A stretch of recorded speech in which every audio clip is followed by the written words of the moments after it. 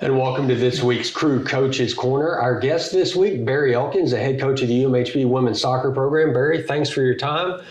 Now, in a normal year, you'd be getting ready for your conference opener about this time. Yeah. There's nothing normal about this year. So some of the coaches have just kind of reversed what they would do in the spring and are doing that in the fall. Is that kind of the way you're handling practice right now as well? Oh, that's a good question. Just more because don't know what I'd be doing in the spring right now.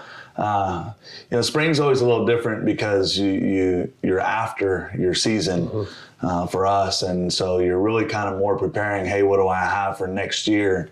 Whereas right now, what we're doing is really preparing for a season, preparing for a game that's coming up. We just tend to have a lot of time to get it done. So, it's been different, definitely, but a little different than even the spring in a normal year.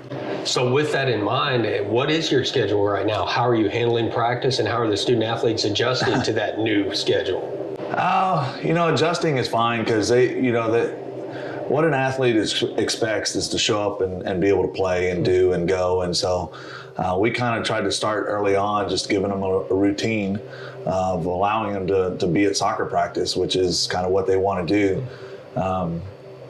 And it works for us. We've been trying to go 3 days a week. Obviously, when you go 3 days a week in a season, you're also going as to what weather allows. So we've already had a couple weeks where we didn't get our days or something, which you just kind of know that's going to happen. But what they did for us was going to the 114 days over the 19 weeks really helped out in just allowing us to be flexible with whether it's, things that we're having to adjust for because of the pandemic or things that we're having to adjust for because of weather. Allows us to adjust but still be normal. So flexibility has been a key word for going back to March with everything that's changed since then.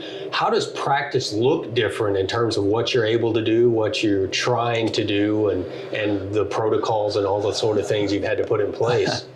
Well, I was going to say practice really doesn't look different as far as like what we're trying to accomplish. We're just going through practice. I kind of said as a coach, I am what I am, you get what you get. So because of that too, practice, whether it be in the fall, the spring, anytime it looks like practice. Of course, then you throw in the protocols, and that's where I kind of chuckled because, that's the part that changes everything.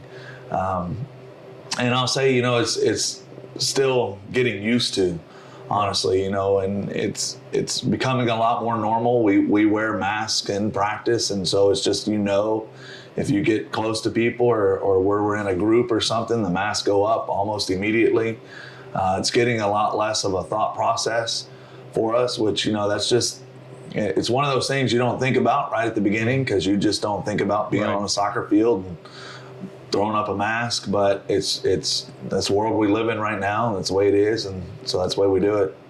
Honestly, how many times have you caught yourself and said, hey, I've got to have my mask on, because that's not something you're used to. That's not something you've ever had to deal with before. 2020. And it's not even just me. What is hard is, the policing of it. And I say that in that kind of way, but as a coach, we're there to guide the team and be responsible. So sometimes I throw up my mask and I'm just looking around because I got my mask up, I'm good. And then you look around and it's like, oh, wait, everybody's got to have their mask out. And that's kind of my job to say something. And so that's kind of been more the adjustment is I'm just not used to policing or saying, hey, wear your mask, or hey, we're a little close to each other or something. For me, and I'd say just because of my family and the way we had to do things when quarantine hit, it's not so much of it's not a thought process for me because we've been trying to be overly careful because of my family, because of my daughter, and what we had to do with the quarantine. So I really haven't had that much or a hard time adjusting. I've had a hard time adjusting to, everybody needs to adjust. With that in mind, how have the student athletes adjusted?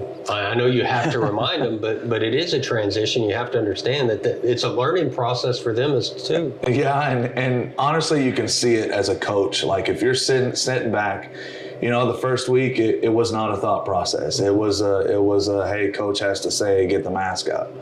or somebody has to say it. And I was like, here we are, we progress into the semester, and it's a lot less of a thought process. Everybody just kind of does it. Now, you kind of, I think in a team sense, there are times where we let our guard down because especially now that we've been going for a month or so, you get a little more comfortable with each other. But it's you can still see the growth in that, hey, we know that's what we have to do. If we want to keep playing soccer, if we want to keep doing what we want to do, there's just certain things you have to get done. And one of those is put your mask up when we're around. On a more tangible thing, what do you want to get done this fall? Where do you want the team to be by the time y'all finish the fall practices, getting ready for what will be a spring season? You know, one of the benefits, and I hate to use the word benefit in a pandemic, but one of the benefits of this has been it allows our team to get to know each other. You know, in a normal year, what you're asking people to do is you're taking a team of people that have never even met each other in some cases. They're from different towns, different states, different everything. And you're putting them on the soccer field and saying, hey, know each other's tendencies, know how people play, and you got 10 days to figure it out, ready to go. That's literally what a season normally looks like. Right now, I mean, we've spent probably the first month just allowing the girls to just get to know each other on the field, and that's just purely just knowing players play differently. How are my teammates going to react when I get the ball here? What do they want? It really has given us time to figure that out, which in a normal year we don't have time. So that's a, you know, again, I hate to use the term benefit right now just because of everything that's going on, but it is something that you've seen happen. Now, building a team, a lot of that happens on the field. A lot of it happens off the field as well, and I know you've had to make some changes there. What's the biggest difference in terms of team building because of some of the adjustments you've had to make to your routine? You know, that's probably been the toughest thing, and I think that's, again, why I'm happy we get to be together on the field, because that's really the only time we are together. There is no other time where you have a group of 30 people just being together. Right. As far as I know, those things aren't happening. So it's our time on the field that is our time together. You know, especially early on, you saw it because we went in some small groups and did some you know, small groups of 8 to 10 moving through, and then you realized even though I saw everybody in a day, there were people that had not met the first week of practice because they hadn't been together, and so now, at least being together on the soccer field, they get to meet, they get to talk, they get to know each other a little bit. But yeah, off the field, I just don't see that it's happening too much. You've got that spring schedule. It's posted. That's something that's very tangible that the student athletes can look toward. You can look toward that and the opportunity to compete for a conference championship. How important is that for you as a coach and then for your student athletes to see that and have that goal out there and know, hey, if we keep doing things right, we are going to get a chance to compete in the spring and have a chance to go out and play for a conference championship? Well, that's huge because, you know, that's what we do in athletics is we push for a goal. And it's hard when the carrot's not in front of us, when it's not dangling. Like right now, we're not getting to play scrimmages. We're not getting to play anybody other than ourselves. And, you know, that's a hard thing to do, to go into practice day after day after day and know I don't have a game this weekend. So everything I'm practicing for just isn't happening. Well, having that schedule in the spring, we can talk about, yeah, it's weird and yeah, it's different that it's, you know, October almost, and we're already talking about February, but February gives us something to shoot for. And so it gives us a reason to, again, make sure that we're doing the right things. It gives us a reason to make sure that we get to stay on the soccer field. Like even if you can talk about the wearing our mask and doing the right things and allowing us, you know, we like what we get to do. If we want to keep doing it, we got to do the right thing. And if we want to play in February, if we want to compete in February, we got to do the right thing. And so it's really given us, I guess, the carrot that we needed to say, hey, we have something to shoot for. Now, you mentioned doing the right things, and then you also talked about the adjustments you had to make when everything did shut down in March. How did you handle that? What were some of the things that you did to keep your players together, even though they couldn't be together, and keep building that team, even when you couldn't be together as a team?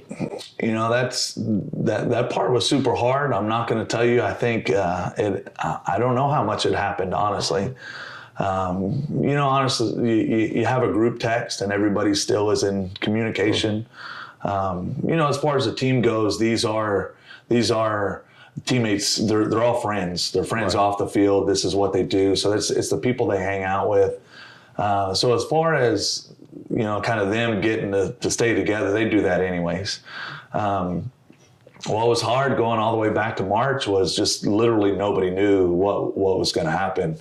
You know, I didn't know, players don't know. We can go as far as like recruiting, nobody knows. And so it was a really weird time of literally nobody knew how to handle themselves. Nobody knew what to do. And I think if you talk about the bonding side of it we were all in the same boat. Right. Nobody knew. And so everybody's kind of talking to each other, looking at each other going, what is this going to look like? Well, it gave us something in common to talk about of, I don't know what this is going to look like. You keep using the past tense there, Barry. It's still a weird time. Let's be honest. No, that's true. And like I said, I mean, even you saw you talk normal, and now everything, when we say normal, you throw up the quotes and do that because there is nothing normal. There's nothing the way we used to do things, but there is the way that we handle ourselves now. And honestly, the most normal thing we've been able to do is have practice. That's been the times that we talk about as a soccer player, as a soccer team. That's our time to feel normal, because school is not normal. They're doing it online. Sometimes they go to class, sometimes they don't. You know, it's just different. Being on the soccer field and going through a practice is what they know. And so that helps us. That's literally the few times where it's like, wow, my life is normal right now for this 2 hours, because we've been there, we've done that. They're all used to that. UMHB has been such a big part of your life. You know, the amount of time you've spent here as a women's soccer coach. You're a UMHB alum. You played men's soccer here. You played tennis here. What are some of the biggest changes, both to the programs and the university, from your time as a student to now your time coming back and coaching at your alma mater? Wow, I mean, biggest changes? Wow, I don't even know where to start. Honestly, the biggest change was I actually predate women's soccer. So when I played here, there was no women's soccer team. So I meant, well, the big change is there's a women's soccer team.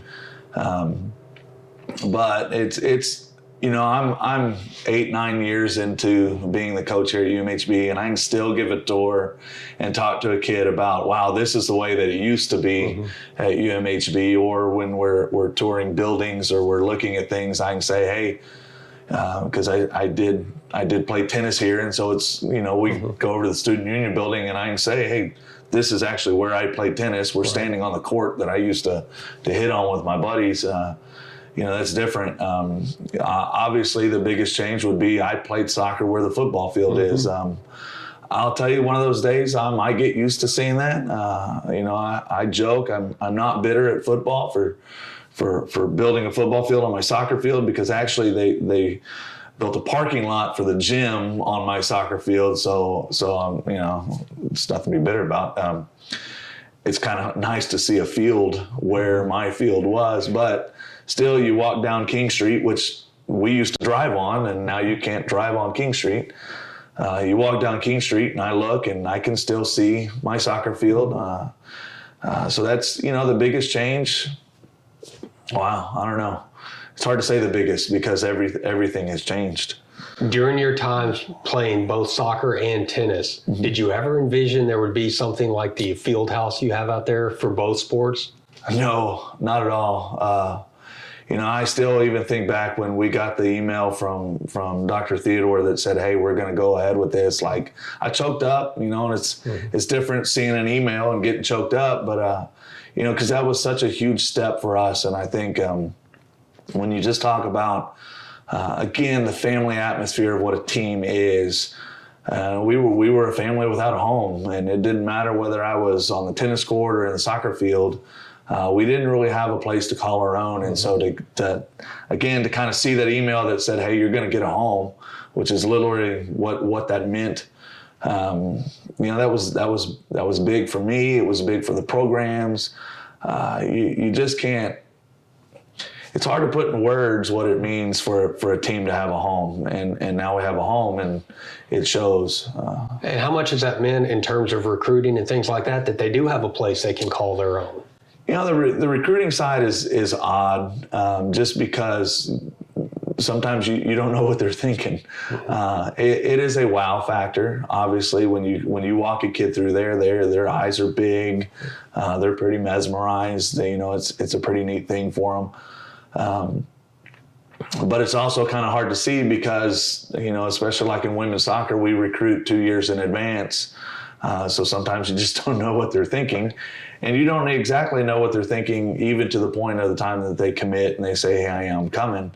It's a little bit of everything. When we say where you go to college is a big deal. And soccer is a part of that, but UMHB as a whole is a bigger part of that.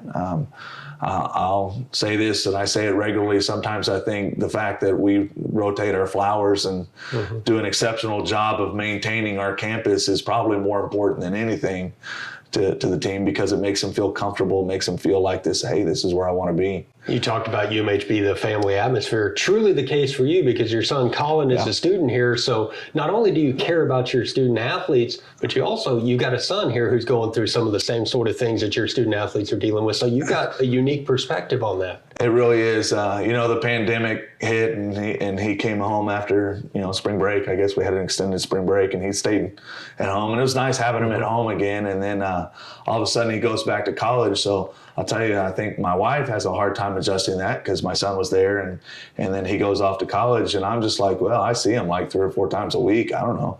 I just kind of kept on going. It's neat, and it is odd sometimes to walk out of my place of business and I hear "Dad," and turn around and, oh, hey, there's my son. That happened to me yesterday, walking through Bockham. I was going just to grab something to eat, and I hear "Dad," and I'm the guy in the middle of the thing just looking around.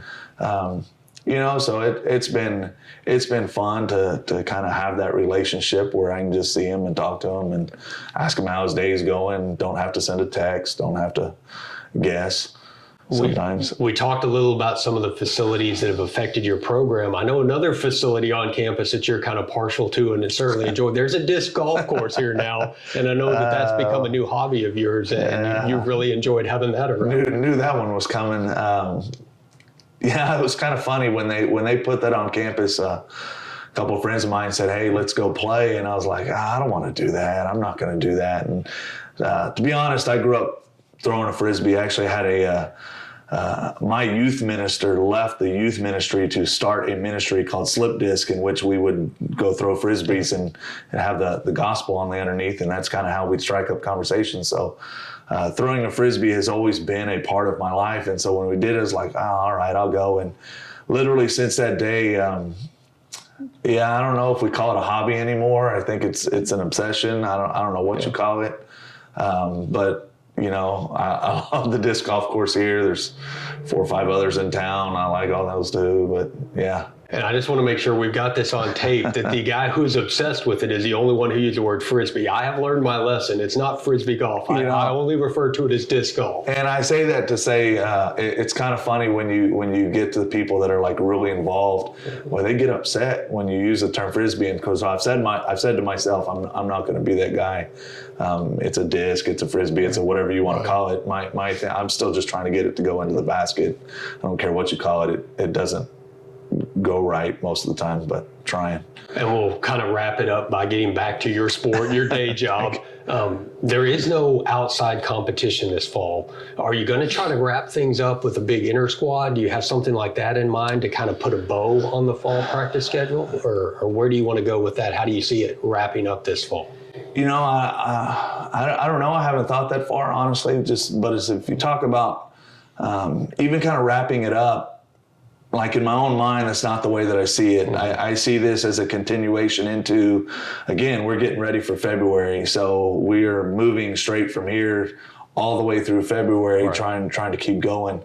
I think what is different for soccer and what we're not used to being a fall sport is the Christmas break and what that's going to look like. So in my own mind, I really don't see myself wrapping it up. I just want to keep it going all the way through Christmas break, all the way through January, which is honestly not the nicest weather in Texas, and we got to get back into it. That one's going to be different for us. So we'll do inter squad. I think one, just to kind of see how it all looks after you've been practicing. One, to hopefully get a point to where you give the campus something to come out and watch and see and do. So we'll do an inter squad. We're trying to plan one even with the men's team to kind of make it an event, an evening. But hopefully it's not a wrap up. Hopefully it's just a continuation going into the fall or into the spring. Not used to saying that. And getting into our season. Well, good luck as you continue to navigate an unusual fall semester, and thanks so much for your time, Barry. All right, thank you. Appreciate it. And we'll be back again next week with another edition of the Crew Coaches Corner right here on CrewAthletics.com.